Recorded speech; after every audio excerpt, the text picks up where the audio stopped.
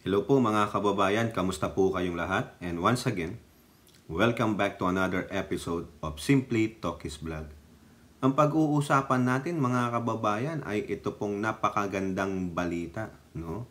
About po ito sa illegal na droga, no? At bago po tayo magpatuloy, tayo po ay magbibigay pugay at shout out sa ating mga channel members, followers, subscribers, nagla-like at nagsishare ng ating mga videos, sa mga nagbi-video replay, sa mga nagsishare ng kanilang blessings, at ganun din po sa mga katuwang natin dyan sa ating chat box na regular pong pumupunta sa ating video premiere kung meron man. Si tulad ni Marie Chris Hernandez, Elora Liz, at sa kanyang Mr. Right and Left, si Ai Chang, Miyu, Kaluyal Wanabet, Kaluyal Senchang ng mga taga-Japan, si Kaluyal Milestan, Alex Andrade, si Mami B, Maritel T, sino pa, Mighty Baisa, Priscilla Acepcion, Rebecca Lagmay, si RM Tusen, si Ilocana Kana, si Carclea, si Hattori, Danny Reynado, at ito pong nandito sa aking notebook. Sinulat ko po yung iba na nakikita ko sa mga comment section naman. May bago po tayong members, si Mama Lu Parker, no? At meron pong nagbigay ng super sticker si Sterling Sanding. $3.99 Canadian dollar po mga kababayan. Salamat po, no? Nandito po si Lorna Rafael, Malditang Lola, Simply Me Jenny, si Mama Lu Parker, Jean Jagers, taga UK po to. Kasama din namin tong si Jean Jagers dati sa mga political vloggers, no? Nagkikita-kita muli. Si Riz Channel, kilala ko po na yan, matagal na po kilala yan. Si Virgie Pamposa and si Tita Nandito. Kasama ko rin tong Tita Nandito dati, nakikita ko na yan eh. No? Sila po, no? Mga dati nating kasamahan sa mga political vloggers. Tulad ni Ate Mighty Baisa. Mga active sa mga political vloggers, mga lumalaban dati sa mga dilaw. Ngayon, iba na ating kakumprantasyon eh. No, mga dating kakampi, buwisit tong mga to. Yung mga animulok na yan, no? Okay, so sabi ko sa inyo, ang pag-uusapan natin ay ito pong tungkol sa illegal na droga. No? At the same time, meron po tayong isasamang konti dito tungkol sa inyong BP Sara Tamilmil Duterte. Kasi may nakakatawa pong balita dito. Sa akin nakakatawa na lang, pasensya na akong ma-open kayo ha. Okay, unahin natin yung sa illegal na droga. ABS-CBN News. Lahat po ang nakakita ako ng ganitong article pero parang sa akin ito komprehensibo na. Parang sabi ni Sara, comprehensive na eh. Nandun na lahat. Yung nagsasabing di ma-define yung comprehensive, ayan ha. Dinifine ko na sa'yo.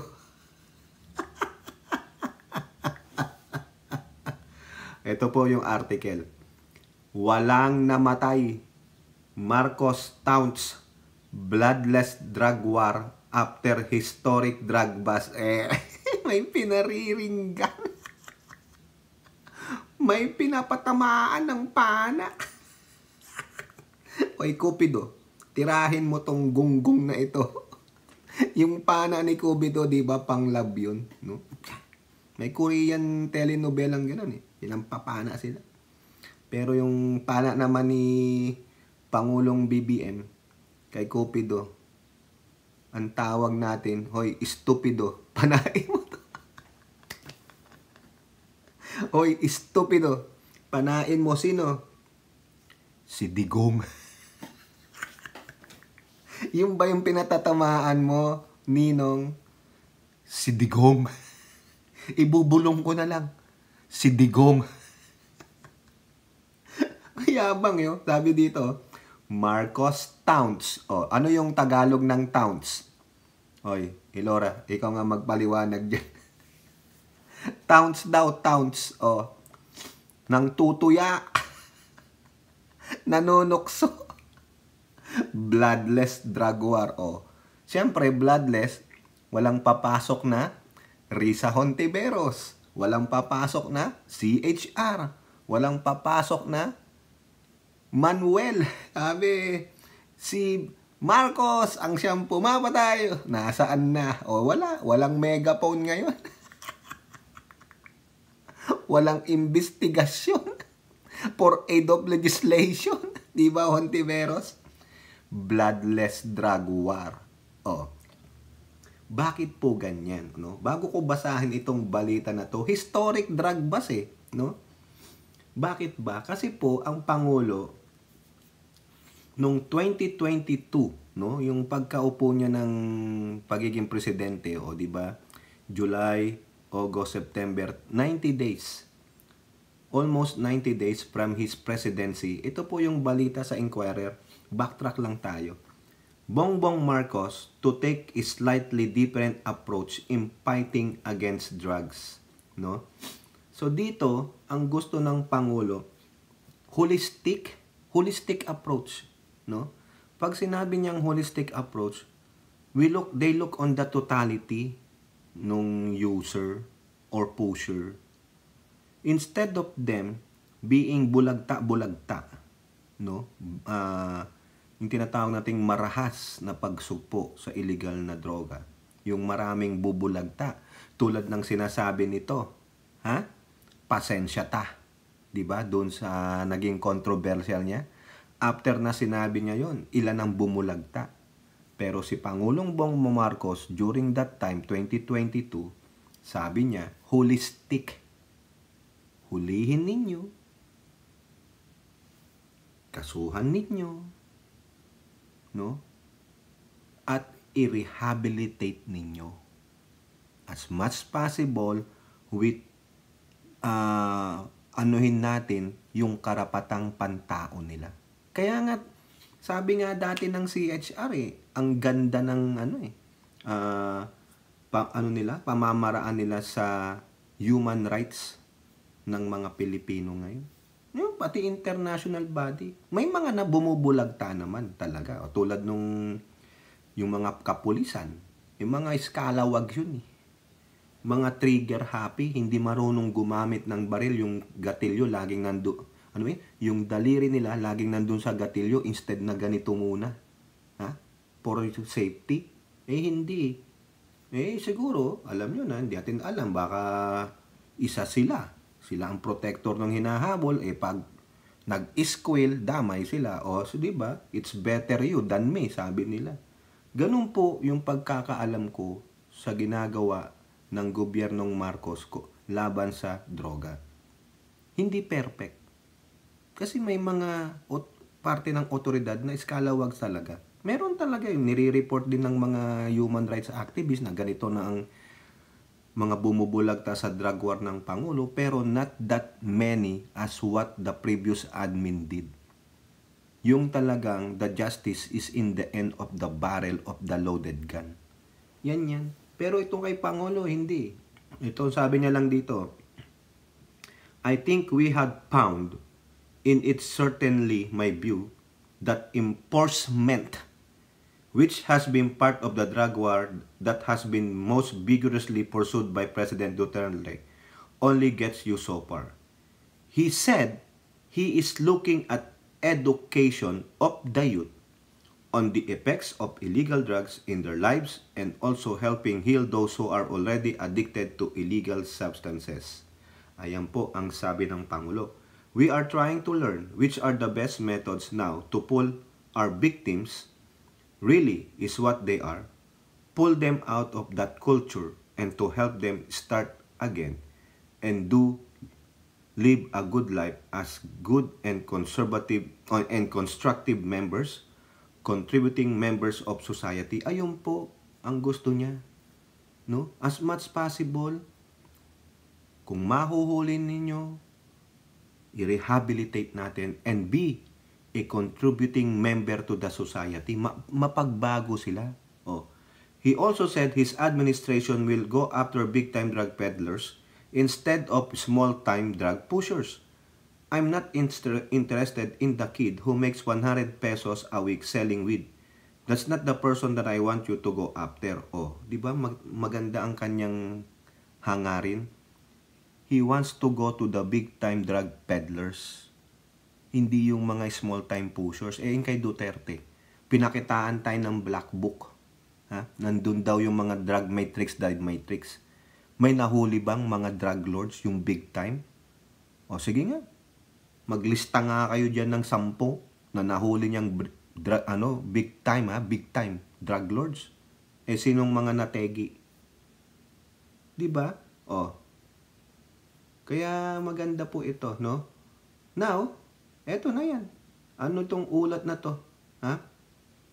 Sabi dito, balikan natin yung ABS-CBN. President Marcos Jr. on Tuesday called on law enforcement agencies to step up the government's campaign against illegal drugs as he lauded the recent operation that scored the country's biggest drug haul in the single operation. Marcos personally inspected the 1.8 ton, laki niyan, shabu haul in Alitagtag town, which is estimated to be worth 13.3 billion pesos in street values. Ano ba yun? Balikan natin itong report ng Inquirer. 13 billion pesos shabu seized by cops in Batangas checkpoint. Ay, nahuli sa checkpoint. More than 2 tons of shabu. Diba sabi doon 1.8. Ito more than. Bakit nawala? Mukhang may discrepancy More than 2 tons of shabu, crystal meth, loaded into a passenger van seized in Alitagtag town in Batangas province on Monday in what authorities described as the largest drug bust in the history of the country. The Calabarzon Regional Police, citing a spot report from the Alitagtag Police Station, said a team led by the town police flagged down a Poton van at a checkpoint along the highway in Barangay Pinagkurusan around 9 a.m. Aruy, yari ka. No? Investigators said the Parañaque city-bound vehicle came from Santa Risita town and was heading to Lipa City when its driver, Alahon Michael Sarate, was directed to pull over. Sarate, a 47, a resident of Quezon City, failed to present his driver's license and appeared uneasy and uncomfortable, according to the spot report. Policeman then noticed the cargo at the back of the Poton van covered with a tolda. Tinakpan ng tolda pala. Which turned out to be several sacks and plastic containers, each containing plastic bags filled with shabu-shabu. Wow! Sabi dito, it is only an estimate. The inventory is still ongoing. Ay, ang dami mga kababayan. Ngayon, sabi nga doon, record setting. Dito rin, sabi rin ng ABS-CBN, historic drug bust. In-inspect pa talaga ni Pangulong Bongbong Marcos. Okay? In an interview, Marcos said that the seizure and the arrest of one suspect is proof that the administration bloodless approach to the drug war is working. Quote, I'd also to point out that this is the biggest shipment of shabu na nahuli natin, but not one person died. Walang namatay, walang nagputukan, walang nasaktan, basta't ino-operate natin ng dahan-dahan. Yan naman ang dapat approach. Para sa akin, yan ang dapat approach sa drug war, na ang pinaka-importante is matigil natin ang pag-ship ng mga drugs dito sa pagpasok sa Pilipinas. Maganda Pangulo, hanapin nyo na rin yung mga laboratory nila. At sana mayroon kayong mahuling big time drug lord, saka mga kapulisan dyan. Ang tanong dito saan dadalhin? Di ba? Dadalhin na naman nyo yan sa presento. Naalala nyo yung inimbestigahan ni Bato, yung naglulumahod pa siya, di ba? Nire-recycle pala. O yung sa PDEA, yung dyan sa isang ba yun? Anong city ba yan dyan? Di ba? Na meron pa silang weighing scale, nire-recycle din nila. Kaya nga ang ginawa nung city, kinuha ulit yung building na pinapagamit sa kanila, pinalayas yung PDEA dun. Biruin mo, naturingan kang drug agency, ikaw pala ang nagre-recycle nung nahuli mong drugs, di ba? tapos sa mapagbibintangan ang presidente. O dahil sinasabi ng mga kalaban ng presidente, lalong-lalo na yung mga luka-luka dito, na sila ang gumagamit. O, kunwari lang, palabas lang. O, ano magiging naratiba ng mga anti-Marcos dito? Ay, pinuntahan ni BBM para tignan kung ilan ang madedekwat niyang mga plastic para maiuwi niya. O, di ba? O, ito na lang yung binasa ko sa inyo kanina. Sabi doon sa Inquirer, more than 2. Ano ba yan? 2 tons. Sabi dito sa ABS-CBN, 1.8. O, mag-iisip yung mga yan. Ay, may discrepancy. Iba ang binalita nung isa, ibang binalita nito. Nasaan yung difference? Ay, kinuha na yan ni BBM. Ayan, sisinghutin na nila yun. Kasama si Lisa, yung mga ano nila, dun sa Malacanang. Diba sabi ni Digong, kayo mga PI, kayo dyan sa Malacanang, kayo ang nagdudroga dyan. Wala naman silang ebidensya. O dito, diba? Bala yung reporter dito sa veracity ng report nila. No? Kung may tanong kayo, edi puntahan nyo si DILG. Tanungin nyo yung kapulisan. Ang ano dito, dapat mapanagot ito. No? Ang laki nito. Biggest historic drug bust. Diba? Hindi po bypass yan. Drug bust. Kasi dumaan lang sa checkpoint eh. Hindi naman yan na-operate talaga, na pagplanuhan eh. Pero may tip na. O, maganda dyan. Imbestigahan nyo. Saan talaga yan? Paaminin nyo yung driver. Diba? Pero dito, ang galing ni Pangulo, no? O, simpleng banat lang. Diba? Walang namatay. Bloodless. Bakit bloodless? Kasi hindi naman gabi o madaling araw ginanap eh. May araw kasi. Maliwanag, may ebidensya. O maganda.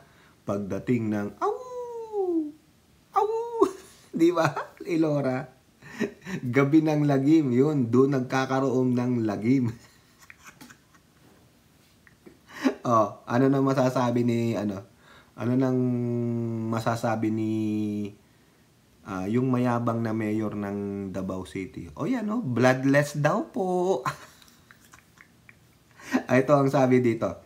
According to the Dahas Project, which tallies drug-related killings, there had been 611 killed in drug operations during the Marcos administration. Ayun yung sinasabi ko sa inyo kanina, na though hindi po perpekto, meron ding mga ganyan. At least kahit paano may napapanagot. Diba? Kay Digong. Ay. Eto pa. The Philippine National Police last month suspended Davao City police officers involved in anti-drug operations that left 7 suspect dead. 8 nga po eh, di ba? Sama na natin to. Meron namang dito Rights group Human Rights Watch said the bloodless raid shows going after the illicit drug trade can be done without violence if authorities really do their job and follow up procedures. Diba? Mukhang sila rin pinupuri nila yung ginagawang hakbang ng administrasyong ito sa drug war. Parinig na naman kay Digong. Ano kaya ang sasabihin ni Digong dyan? At tulad na sinasabi ko nga sa inyo iikutin nila yan, no? Gagawin nila ng naratiba. It added that the next challenge for Marcos is to rescind the policies that Duterte administration put in place for its drug war. In junking drug war as a state policy, Marcos need to institutionalize harm reduction as strategy in dealing with illegal drugs. Harm reduction puts premium on the rights of people who use drugs. Drug use is a public health issue, as the President himself admitted. It's time for Marcos to walk the talk on drug policy reform. Ginagawa naman eh. Hindi naman natin masisisi mga kababayan, no, na may mga otoridad na mga kasapi kasama diyan po sa ng pagbebenta, pagdidistribute ng illegal drugs. Hindi naman po lahat, pero may mga talaga lang na tiwali, no? Huwag niyo sabing walang ginagawa ang administrasyon nito para maprotektahan ang human rights ng mga user o mga peddler ng bawal na gamot. Meron po. Di ba? Marcos said there is no single answer to eradicating the drug problem, but said that authorities need to work hard and focus on addressing the unhampered entry of drugs coming from other countries. We have to operate, we have to gather intelligence, we have to coordinate with Interpol. We have to coordinate with intelligence and drug agencies of other countries around ASEAN, of Asia, kung saan man nanggagaling, because this is an international crime. Ayan pa, sabi niya. That's the situation that we are hoping to achieve. Pero the only way to get back is to continue to prosecute the drug war and but well within the law. Oh, correct. Yan na naman tayo. Yan palagi ang sinasabi niya. We will work within the bounds of the law o the boundaries of the law. Laging nasa batas. No? So, hindi pwedeng mapulaan. Kasi nag-operate kami ayon sa batas. Ginawa namin ayon sa batas. Nakipag-gentleman's agreement kami ayon sa batas. O, di ba? So that cases can be filed and the syndicates can be identified. The guilty parties can be arrested and eventually imprisoned, and that is the point of what we are doing. That's the only way to approach it. Pahirapan talaga yan. Oh. Marcos also has this to say to drug syndicates. Bahala kayo sa ginagawa ninyo, basta tuloy-tuloy lang kami. Aabutan din namin kayo. Maliit lang ang Pilipinas. Oh. Yun nga lang, maliit nga po ang Pilipinas. Pero divided naman. Maliit lang ang Pilipinas, pero may nagkakanlong na mga malalaking tao. May nagkakanlong na mga powerful na mga tao. Ayun. Whether in the government or whether in the yung sa mga kapulisan. Yan, Pangulong Marcos. Pero kudos congrats sa iyo na nakuha nyo yan, nasilo nyo. Okay? Now, ano po ang gagawin ng PNP doon sa mga nakahuli niyan? Sabi lang sa Inquirer, PNP to promote caps behind confiscation of 13 billion shabuhol. Mapropromote daw po sila. Ayun po ang sabi niya. PNP spokesperson Colonel Jim Fajardo said a separate ceremony will be held to promote police officers who are part of Major Luis De Luna's junior team. De Luna was already given a promotion. Ayan pala, no?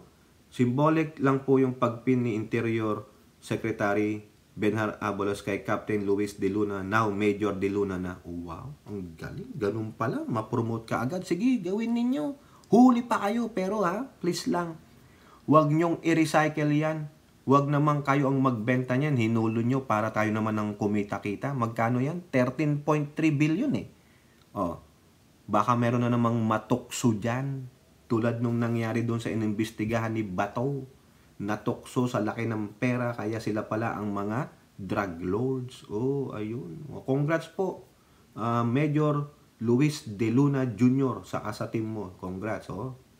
Sana wag ma-recycle yan. Yun lang po ang ating panalangin, mga kababayan. Maiksi lang. Nanunuya lang ang presidente. Kaya nga sabi, taunt di ba? Nutuya niya lang yung mga gumagawa ng drug war na bloody. Di ba? Tapos iiyak-iyak pag pinunta na sa ICC. Papasukin na kasi yung ICC na yan, visit na yan, para lalong mag-iiyak itong mga Dutertes and their minions, their despicable supporter. Kawawa talaga yung mga totoong sumusuporta kay Digong, no? Pati sila nadadamay sa mga kagaguhan ng mga kasama nilang despicable supporter. Eto po, punta tayo dito kay Tamil Mill. May nagre-reklamo po kasi. Eto, ano reklamo niya? Bakit pula at berde? Castro questions DepEd uniform guidelines. Ayan, tingnan nyo. Pula at berde, tanga, Castro, may puti naman. Ano gusto mo? Rainbow color. House Deputy Minority Leader and ACT Teachers Party List Representative Castro raised concerns over the Department of Education's guidelines for the alternate uniform for teaching education support personnel during the dry season. Castro particularly reacted to the specified use of collared DepEd polo shirts in red and green colors. Parang masyadong political meaning yan Yung kulay na yan, red and green. Anong problema mo? Anong gusto mo? Sige. Sige, anong gusto mong kulay? Ano? Rainbow color. Masyado namang mahal yun. Pati ba naman yan, pinupolitika mo pa? Issue pa ba yan? Yan ang gusto ni Tamilmil Pagbigyan mo na. Castro? Stress na yan si Tamilmil. Di ba sabi nga ng Pangulo, Are you all right? You're in the middle of all of this? Ano sabi ni Tamilmil? No. Pero mag-work. Di ba may kantang ganun, Elora? Work. Hindi daw siya okay. Kaya pwede ba, Castro? Itigil mo na yan. Yun, kulay lang yan. Putragis ka. Ang dami pang dapat pagtuunan ng pansin. Itigil mo na yung kulay-kulay mo. Kulayan ko yung utak mo ng dilaw Ano pag sinabi nyo, pinagsama nyo ang dilaw at pink? Anong kulay ang lalabas? Sige nga, subukan nyo. Hindi ko pa nasusubukan Pink and yellow. Ano lalabas? Lenlen. Uy, si Lenlen. Mukhang nagpaparinig na. No? Di ba nagsalita siya sa DOST? Parang gusto niya nang pumasok sa DOST. Naku, anong mangyayari sa Department of Science and Technology? Baka mag-iimbento siya. Paano hindi dadalo yung electric current sa tubig? She will separate the water from electric. O kaya gagawa siya ng kasuotan na pag napadaan ka napalusong ka, napatapak ka, napahawak ka sa basa na may electric current, hindi ka makuryente. Hindi ka ma-electrocute. Ayun, maganda yun. Lenlen, gawan mo nga ng invento yun. Ito sabi ni Castro. Sana pabayaan na lang yung teachers at saka mga education support personnel na pumili ng kulay na gusto nila para maging mas komportable sila ngayong panahon tag-init. Huwag nila na lang gamitin yung mga political meaning noong last election. Kasi baka pag-isipan pa ang DepEd ng maagang pangangampanya sa election. Bayaan mo na kasi, Castro. Dami mo pa alam Puro ka epal. Bayaan mo na. Stress na yan. Pagbigyan mo na. Di ba? Kaya nga sabi ng team song ng Ginebra Song pagbigyan nyo na ako. Paminsan-minsan lang ito. Stress na si Tamilmil. Pwede ba? Red and green. Pag pinagsama mo, anong lalabas na kulay? Castro. Ano lalabas na kulay? Di si Castro. Uy. Pambasag to si Castro, pang-asar Ano na naman sasabihin dyan ni Sarah? No comment. Eto pa isa. Kay Tamilmil ulit. Mukhang nagalit, mga kababayan. Sa politiko. Tablado na kay Sarah. Hugpong ng pagbabago. Aus Davao Regions. Uys Maricar Sumoro. Ay, may tinanggal. Sa kanyang partido. Tinanggal. Wow! Hugpong ng pagbabago, the political party founded by Vice President Duterte has given the boot to 4 top officials of Davao region amid turf war which suspended Davao del Norte Governor Edwin Hubahib. Ay, nako. Ito po, the termination of Davao del Norte Vice Governor Oyo Uy, Tagum City Mayor Ray Uy, Davao de Oro Vice Governor Jerome Uy. Puro uy. Uy. Mga inchik kayo. Sabi ko na nga ba, sa Davao yan Dami pala inchik dun. At si Davao de Oro Representative Maricar Zamora, due to recent events and actions that have been found to conflict with the core principles of the party. Ayan, ay nako. Addressing the 4 politicos whom HMP supported in the 22 elections, the party said, your participation has been appreciated, and this decision was not made lightly. We understand that such changes can be challenging, and we wish to assure you that this decision was reached only after careful review of our party's commitment to maintaining faithful public service. Ano kaya ang nakita nila dito? The ouster of Uys and Zamoras was announced on the heels of OUOy appointment as officer in charge following the 60-day suspension of Hubahib by DILG. Ay nako, in retaliation pala ito. Parang tingin ko dito, retaliatory. Na-promote na talaga as OIC itong si Uy bilang muna ni Hubahib na suspindi, no? Hubahib, an ally of Duterte, is accused of misuse of authority, potential oppression, and the utilization of government funds to advance the interests of a private company. Yan. He, however, has decried the suspension as a form of political harassment. O political lang daw pala si Hubahib. Ay, nako, ewan ko dyan. Ano yan gulo ninyo. Ang gulo pala dyan sa hugpong wala naman na yan. They will, hugpong dyan na lang kayo sa LGU ninyo. Wag na kayong sumali sa national, ha? Kasi wala naman. Lalo na yung leader nyong Tamilmel. Di ba? Sa palagay ninyo. Sabi dun careful review daw Pero sa tingin ko parang yung apat sayonara. Kasi yung isa naging OIC muna. Ano yung tawag nyo doon? Balik-balik din. Por kontra sa isa, di ba? Isang ulo, apat ang pinalit. Ewan ko, mga kababayan. Kayo po, ano po inyong masasabi? Comment down below. And don't forget to like and share. Hope to see you on the next videos. Bye-bye. God bless.